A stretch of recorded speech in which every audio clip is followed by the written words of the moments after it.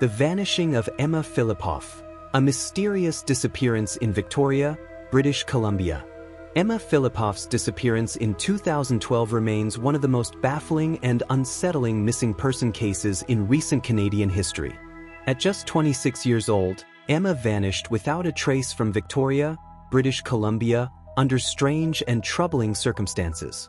Despite extensive investigations and numerous leads, the mystery of what happened to her endures to this day. Deeply into the story of Emma Fillipoff, piecing together the events leading up to her disappearance, the peculiar behavior captured on surveillance footage, the search efforts, and the ongoing questions that surround her fate.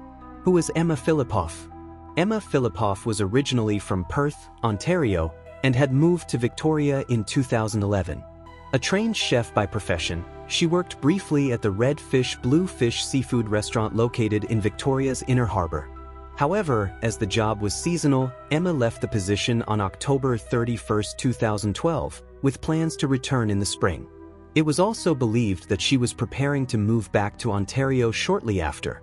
Although Emma had sufficient funds in her bank account to rent an apartment, it was later revealed that she had been living in a women's shelter in Victoria in the weeks before she disappeared. This fact was unknown to her family at the time. The final days, strange behavior and surveillance footage. In the days leading up to her disappearance, Emma's behavior appeared increasingly erratic and confusing, as documented by surveillance cameras and witness accounts. November 21st, towing her vehicle. On November 21st, Emma arranged for a tow truck to move her red Mazda MPV to a parking lot. This action hinted at her intention to leave Victoria, but it was unclear why she chose this method or what her plans were exactly. November 23rd, repeated entries at the Victoria YMCA. Security footage captured Emma entering and exiting the Victoria YMCA multiple times that day. The repeated entries suggested she might have been avoiding someone or something outside the building. Despite this, her diary entries from her time in Victoria did not mention any stalking or harassment. Some writings indicated she was feeling depressed, but there was no suggestion of suicidal intent. Phone calls to her mother.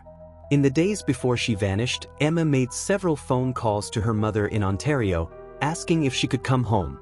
Each time, her mother reassured her, but Emma would quickly change her tone and ask her mother not to come. During the final call, Emma revealed she had been staying at a women's shelter and said, "I don't know how I can face you." Despite Emma's request not to come, her mother decided to fly out immediately. November 28th, the day of disappearance. On the morning of November 28, 2012, Emma was seen on video at a 7-Eleven store purchasing a prepaid credit card loaded with $200. She then returned to buy a prepaid cell phone. The footage showed her hesitating in the parking lot, frequently checking the street outside, as if wary of being watched. It is believed she left the women's shelter around 6 p.m. that day. Shortly after, Emma hailed a taxi and asked to be taken to the airport but exited the vehicle due to insufficient funds, even though she had the prepaid card. This incident added to the sense of confusion surrounding her state of mind. The last known sighting. Emma was last seen between 7:30 p.m. and 8:30 p.m. in front of the historic Empress Hotel in Victoria. A witness named Dennis Key, who knew Emma only briefly, saw her at a zebra crossing. He noticed she seemed confused and was refusing to cross the street. When he asked if she was feeling okay or if she was being followed, Emma said she was fine despite her paranoid behavior. Concerned, Dennis called the police to report a distressed woman pacing near the hotel. 2 Victoria police officers arrived and spent 45 minutes talking with Emma. They concluded she was not a threat to herself or others and allowed her to leave. This was the last confirmed sighting of Emma Fillipoff. The search and investigation. Emma's mother arrived at the women's shelter around 11 p.m. on November 28th, only hours after Emma was last seen. By midnight, Emma was officially classified as a missing person. Weeks of searching on land yielded no clues, prompting Victoria Police to expand their search to waterways. Investigators pursued over 200 leads but found minimal new information. The prepaid phone Emma bought was never activated, and there was no evidence she had left Victoria despite indications she planned to return to Ottawa. Emma's vehicle was found the next morning in the Chateau Victoria parking lot. The car contained all her belongings, including her laptop, rented books, and identification items such as her passport and library card.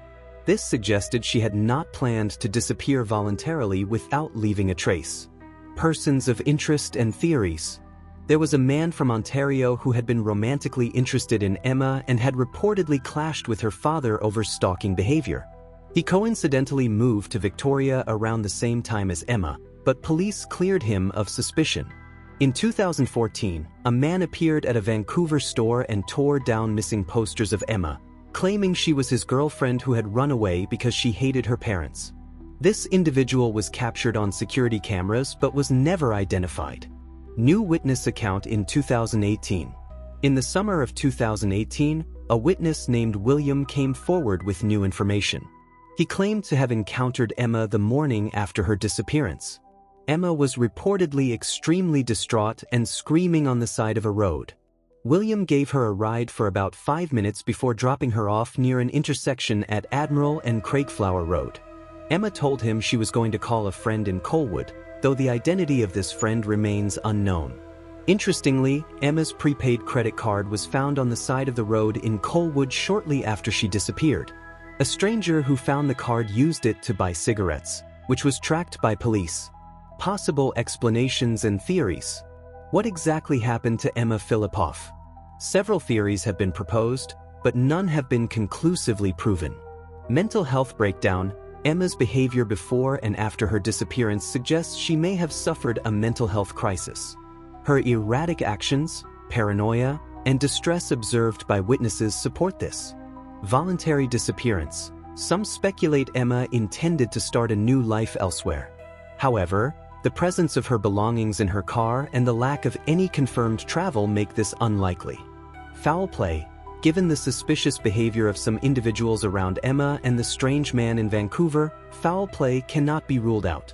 Yet, no concrete evidence has emerged. Mercury poisoning. A fringe theory proposed that Emma's previous work in a seafood restaurant might have exposed her to mercury poisoning, affecting her mental state. This theory lacks medical evidence and is generally considered improbable. Emma's diary entries, while poetic and occasionally strange, do not provide clear insight into any threats or plans to disappear. Her mother, Shelley Fillipoff, has been a tireless advocate for her daughter's case, campaigning and searching for answers since the disappearance.